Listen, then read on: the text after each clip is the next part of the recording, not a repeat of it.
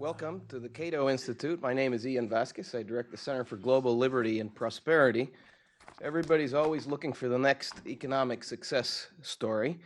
In the 1960s and 70s, that was supposed to be Brazil. At other times, it's been the Ivory Coast, Mexico, Kenya, Venezuela, and a number of other countries that have turned out to have less than stellar performances. Instead, a sometimes surprising list of countries in the past couple of decades have pulled ahead, including Georgia, India, Peru, and Estonia, for example. Professional economists and investors, political scientists, and all sorts of pundits are not particularly good at predicting success. For that matter, many are not even good at looking back and explaining why some countries have succeeded and why some have failed. The inability to predict the future is understandable, since that depends on all sorts of complex factors and also the very frequent arbitrary decisions of politicians. There is, however, such a thing as detecting patterns of development and causes for growth. We at the Cato Institute have done quite a bit of work with our friends and colleagues at the Fraser Institute in Canada on the importance of economic freedom in establishing prosperity. And while we publish an index of economic freedom around the world that does establish strong empirical relationships with human progress, that index by itself cannot tell you why some countries are more likely to reform or why some will stick to building the types of sound institutions that lead to growth. To do that requires a lot more detail about a particular country's circumstances and an eye for relevant information. I'm pleased that today we have Ruchir Sharma, the author of Breakout Nations in Pursuit of the Next Economic Miracles, who has developed precisely those skills that combine a good sense of what is a proper policy environment with keen observation about what's going on inside of a country in terms of politics, social attitudes, economic trends, and other factors that can determine where a country is heading. His book is a useful guide to understanding the growth potential of countries around the world and contains much insight and some unexpected conclusions. Warsaw's business culture, for example, is fundamentally different than that of Moscow's. Vietnam is not, in fact, following in the footsteps of China, as many people believe. Business cartels explain why Mexico's markets are hot, stock market is hot, but its economy is not, and the future may look brighter than many people think in the United States and Germany. Breakout Nations is a reminder that understanding the development process requires a lot of judgment about which intelligent people can disagree, and that development cannot be understood by taking a technocratic approach. All the more reason why we should be skeptical of grand schemes coming out of aid agencies or other sources claiming to have the answers to the world's very diverse set of nations. Fortunately, Ruchir Sharma doesn't suffer from a messianic approach. He just offers rules of the road, which I think are very useful in the book. So let me introduce you to him and allow you to judge for yourself how sound his evaluations are. Ruchir Sharma is the head of Global Emerging Markets and of Global Macro at Morgan Stanley Investment Management. He is a columnist at Newsweek and writes for publications like the Wall Street Journal and other leading newspapers around the world. And he is a regular contributor to the Economic Times in India and has been writing financial columns since the early 1990s. Please help me welcome Ruchir Sharma.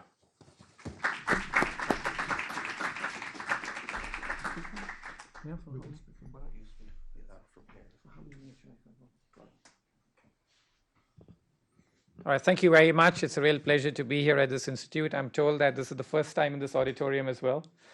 So that's for you at least. Okay. So it's a real delight to be here. As you mentioned that I've been an investor for nearly 2 decades now in the developing world.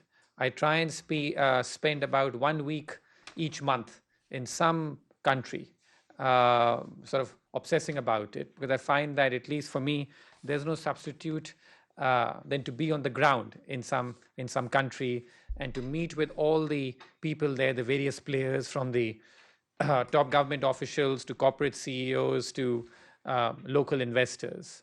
And that's what I've done for nearly 2 decades now, and try and sort of form a view on each country on a continuous basis.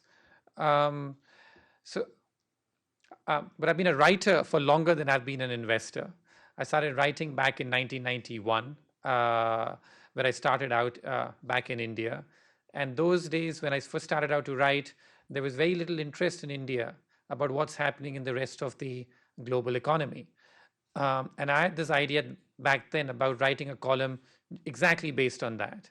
I was pretty young when I started out, but precisely because nobody else was interested in talking about the global economy, I managed to squeeze my sort of column in large part due to Swami's negligence. So, because he was the editor those days back at the Economic Times. So that's how, like, I started out writing then. And then finally, after nearly 2 decades of writing, I said, I got to write my own book.